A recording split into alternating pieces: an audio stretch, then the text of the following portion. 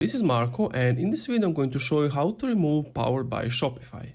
Before I get going with the tutorial, if you want Shopify, I can offer it to you for only $1 your first month. So you don't have to pay $37, you only pay $1.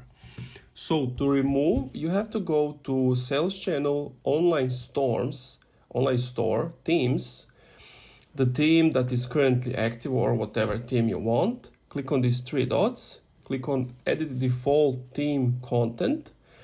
Once this loads up, you want to type in Powered. And once you have typed in Powered, you can see here it's Powered by Shopify. So you can say, for example, just space, so it doesn't say nothing.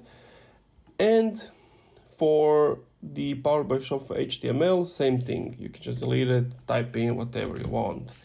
Or you can type in your brand name, so your brand name. Once you're done, click Save on the top right. And to see if it's been done correctly, go to your to this eye thingy, and you can see there is no Powered by Shopify. And that's it. Thank you for watching this video. If you enjoyed, leave a like, comment, subscribe. Also, get the Shopify trial link in the description.